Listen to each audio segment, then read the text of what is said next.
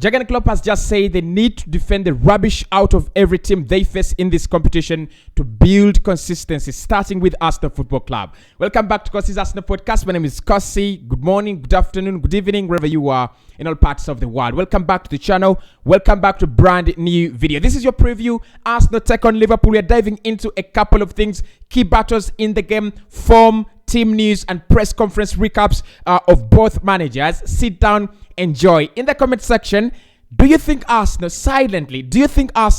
can beat Liverpool in another exciting, tough game for us, another exciting, tough test for us?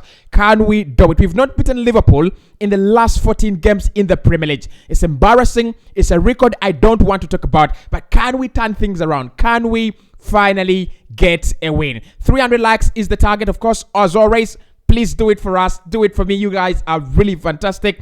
And if you do that, we could just beat Liverpool. I mean, we could just beat them 3-1. Now, let's dive into it. Let's get into the content. First and foremost, it's Arsenal against Liverpool. It's a very, very big fixture around the Premier League. I think it's one of those big fixtures that Arsenal fans always look for on the calendar, on the schedule. Whenever the fixtures are announced, you look for Arsenal Liverpool, you look for Arsenal Manchester United. It's another big one. It's at Emirates Stadium. That gives us some kind of advantage, honestly.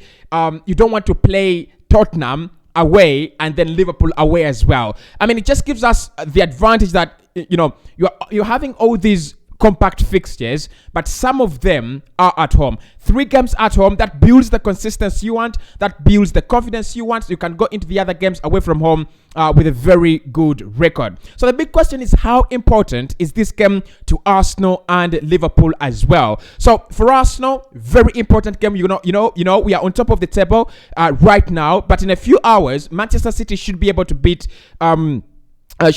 Southampton. If they do that, they will displace Arsenal from the first position to the second. If Arsenal want to go back on top of the table, all we have to do is beat Liverpool when they come at the Emirates Stadium on Sunday. Of course, actually, I've seen the table. If Manchester City pick up a point against Southampton, they will go above us because they have a better goal difference. Honestly, Haaland is smashing it up there. So what we have to do, all we have to do this weekend is to keep on winning and to keep on picking up 3 points until Manchester City can drop further points, right? So for me, it's a very important one for Arsenal. You don't want to lose your consistency. You don't want to lose your rhythm right now. So the best thing for us to do, pick up 3 points and move on. Now for Liverpool, this is a no-brainer. This is a very important game for Liverpool. They have only picked up 2 wins this campaign out of 7 games. It is embarrassing. It is absolutely embarrassing. Klopp has been speaking about it, and he says we need the consistency now. We need to keep on winning. We need to find a system. We need to find our rhythm. Otherwise, things are not looking very, very good. So for Liverpool, if they lose this game, they will be 14 points behind Arsenal. It's embarrassing. It's absolutely embarrassing. Right now, they're 11 points behind us. We beat them. There will be 14 points behind Arsenal. This has not happened in the last 5-6 years. Arsenal have not been above Liverpool with this point margin in the last 5-6 years. In the last half a decade, it has not happened. So Liverpool, if they're looking to build any confidence, if you're looking to build any consistency, this is the game. After picking up a draw against Brighton, beating Rangers in midweek, you fancy beating Arsenal. If you want consistency, if you want to come back and write those statements and send those messages out to Manchester City, out to Chelsea and all these other clubs, then you beat Arsenal. Otherwise, if they lose to Man United and then after that lose to Arsenal, for me, there will be a washed side. And Jurgen Klopp will have a lot to do. In terms of the team news for both sides, I think, to be honest, there are not so many scaries or injury scares for Arsenal. We have Mohamed El-Neni, who is out, of course, we know that, and Emile Smith-Rowe. So those are the 2 players we are not expecting in this game. I've seen a few rumors about some players. I don't want to mention them because I don't have enough evidence on them, and I don't want to really panic you guys. I don't want to send you into panic modes. So right now, Emile Smith-Rowe and Mohamed El-Neni are the only 2 players that are not expected to play in this game. The rest of the players, unless otherwise, the rest of the players are okay. According to Mikel Arteta, there is a full squad. Liverpool on the other side, Jurgen has been speaking to the media, and he has added one fresh new injury to the list, and that is Arthur Melo. Arthur Melo has picked up a muscle injury. For now, Liverpool do not know when he's going to be coming back, but I think Melo doesn't really affect the performance and the result. Curtis Jones is the other player that has not played any minutes for them this campaign. He's also out, but according to Klopp, he trained with them yesterday, and is expected to train with the team today as well. Naby Keita is out. Alex Oxlade-Chamberlain is out. And Andrew Robertson is out with an injury. So you expect Tsimikas to be playing on the left-hand side of the defense. Robertson, Chamberlain, Keita, Curtis Jones, and Arthur Melo are all a doubt for this game. Like I said, for Arsenal, you don't have so many injuries. You actually... you think about players that are out, they've always been the constants. Those players that have not been a part of the squad. So no fresh injuries for Arsenal. Now, in terms of the press conference recaps, Mikel Arteta spoke about the team news, and he said, currently, we don't have any big news to talk about in terms of injuries. But if there is anything, then you guys will know tomorrow or on Sunday. He talked about Liverpool, and he said, look, what they've done in the last 6 years is what they deserve credit for this campaign. Yes, they have not really started off very well, but you cannot undermine them. You cannot underrate them. For the last 6 years, they've been a strong side, and they deserve much more respect than people give them. Jurgen Klopp has been speaking about a few Arsenal players and our project as well. First and foremost, he said we need to defend the rubbish out of every team. And I think this is a very key point for Jurgen Klopp and Liverpool. They're conceding goals recklessly. They are conceding goals in a very, very stupid manner. You look at how the goals they conceded against Leandro Trossard, a hat-trick at Anfield against Trossard. It's unbelievable. It's absolutely bizarre for Liverpool. So Klopp says in his press conference, we have to defend the hell. We have to defend the shit out of every team, and we want to build that consistency by doing that. In terms of changing a system, now he's used to playing that 4-3-3 formation. It has largely not worked out this season. In the Rangers game, he tried something new, a 4-2-3-1. So he was asked whether the 4-2-3-1 is going to stay or he's going to try something new. And he said, look, it doesn't matter whether it's a 4-2-3-1, a 4-3-3, a 4-5-1, a 3-4-3. It doesn't matter. What they need to do is to find a system that doesn't complicate things at the moment for the players, but then can also pick up points for them. And I think this is key. When you're playing a 4-3-3 and you lose a player like Sadio Mane, his work rate, his energy, his attitude, and everything he has, you probably have to sit back and look at how you're going to be lining up and setting up in this campaign. So for me, going for a 4-2-3-1 is a very brilliant idea. You have the likes of Darwin Núñez, who can be, who can be that kind of lone striker up top. You have Roberto Firmino and Diogo Jota, who have that ability to be kind of false nines. So for me, if they turn to a 4-2-3-1, a 4-5-1, I think it's the better idea for Jurgen Klopp. And then he spoke about Martin Odegaard, and he said, I wanted to sign Martin Odegaard when I was at Borussia Dortmund. He was 15.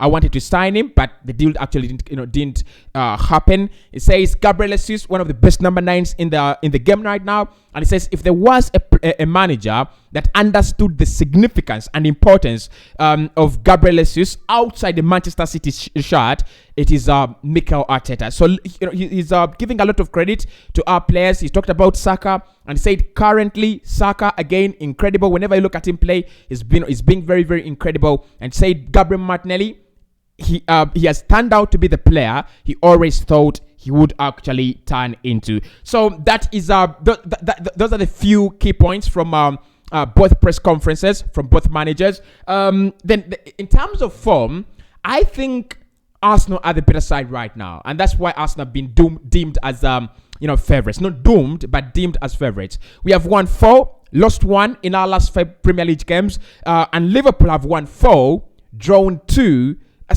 I've won 2, drawn 2, and lost 1 in their last 5. So, look, in terms of form, it just depicts Arsenal as favorites. It just makes us favorites in this game. But I want to say we are not clear favorites. We have a very good squad, and we are in form, better than Liverpool. But we are not far away as favorites. But so in terms of form, for both sides. Liverpool have just won their last game against Rangers. Arsenal have just won their last game against Bodo Glimt. In the Premier League, the last fixture Arsenal played, they beat Tottenham Hotspur 3-1, and Liverpool shared points with Brighton 3-3. Leandro Trossard giving us a hat-trick on that occasion. So in terms of form, Arsenal are the better side. They are really doing very, very well.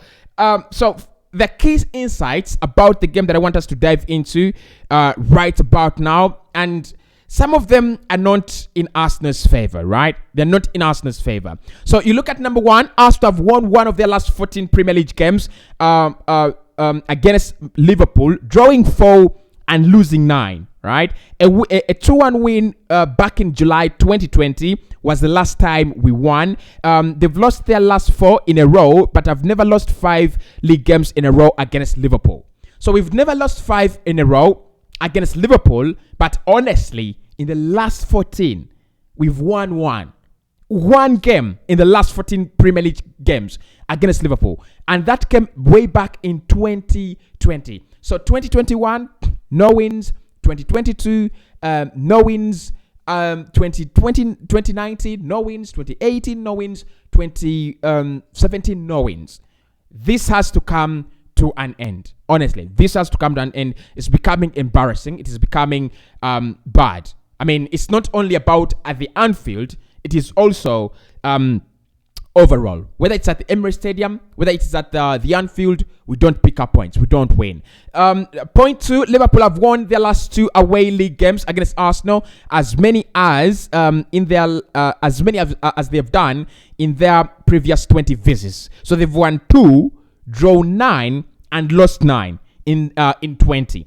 That is good. That means coming at the Emirates Stadium, they usually draw and usually don't win. Of course, the last 2 visits have seen them win, but in the last 20 visits, they have only won twice. Okay, drawing 9, losing 9 as well. That is a positive. They have never won 3 consecutive away games against the Gunners. They have never won 3 consecutive games coming at our home ground, whether it is at the Highbury or at the Emirates Stadium. That is another positive. 3, Arsenal are in a run of 13 consecutive Premier League matches without a clean sheet against Liverpool, conceding 39 goals in those games. They have only had a longer run against an opponent without a clean sheet in the competition, 14 versus Manchester City. So we have gone 13 games in the Premier League against Liverpool, and we concede in every single fixture.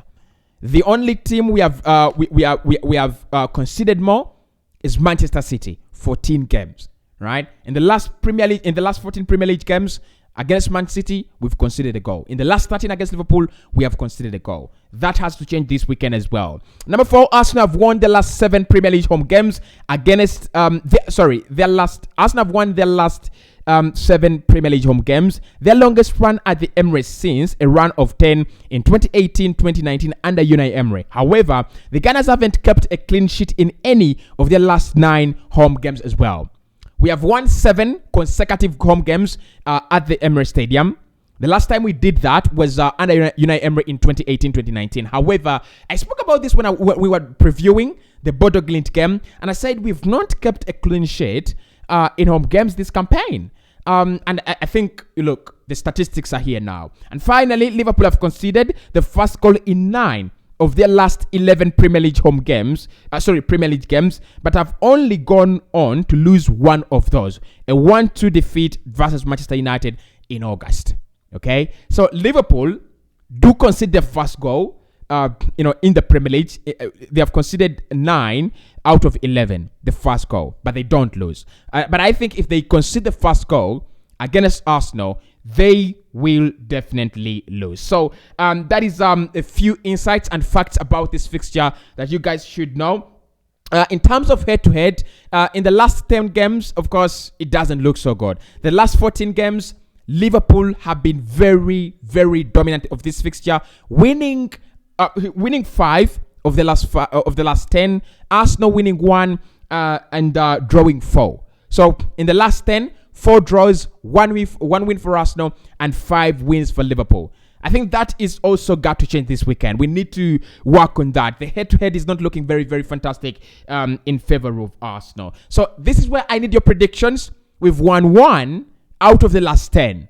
Get in the comment section and give me your predictions. Can Arsenal turn things can Arsenal turn things around? The big question that I want to answer in this one is, who are the favorites in this game? Now, if Jurgen Klopp is not stubborn, okay? If Jurgen Klopp is not stubborn, I think both managers are proud. Both managers are arrogant and very stubborn. You look at Mikel Arteta. He doesn't want to be dictated. He doesn't want the opponent to dictate what he's going to do on the pitch. Jurgen Klopp, pretty much similar. He doesn't want events to be dictated by the opponent. He wants his team to play the way they play. He wants his team to act the way they act because it is cautious, right? And this is where I'm going to say Arsenal are favorites in this game because Klopp is stubborn. We might see a Milner. We might see Jordan Henderson in this team. We might see all these players that should be dropped for Liverpool starting. So I'm going to say Arsenal clear favorites for this game. And lastly, the key battles we are going to see in this fixture. Look,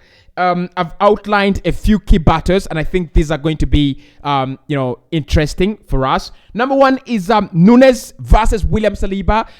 This campaign, Darwin Nunes has not beaten so many centre backs. I doubt he will beat William Saliba, but that's going to be a very interesting key battle to watch. Martinelli versus Trent. Trent defensively, his lack of awareness, his lack of positional ability, his positioning is awful, and all that, right? So I want to see how he does, how he fares against Gabriel Martinelli. So let's wait and see. Saka against Tsimikas. Again, Tsimikas didn't play very well against Brighton, and that is why Leandro Trossard had a lot of chances. He had a lot of space to do whatever he did. So Tsimikas versus Saka, that's going to be an interesting one. Luis Diaz versus Benjamin White. We have to watch out for that one. We have to watch out for that one because Diaz, one of the most explosive wingers in the Premier League. Ben White, really in form.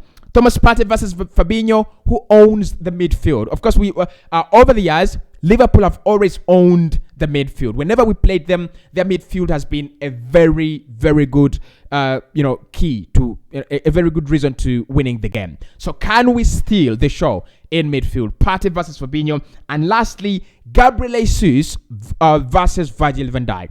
And I think this is the question. Jesus has bullied players and defenders from almost every team this campaign, apart from the Manchester United game. In that game, I don't think he really bullied Varane and Lisandro Martinez. He didn't bully them. So can he bully Virgil van Dijk? Can he show us that even up against these quality top centre-backs, he still remains the same player and his impact is unmatched? And his impact is still, doesn't deteriorate. We are waiting for that. So that is my preview for the Arsenal-Liverpool game. I've done it in a more systematic way. And I want us to do our previews this way because it just allows us, pick up the key points and then walk away. The next video, you're going to be diving into how Liverpool play, key tactics, key strengths and weaknesses, key players, and how can we beat Liverpool. Of course, we'll be live later on to discuss much about the game and the news around Arsenal. I'll see you soon. Bye-bye.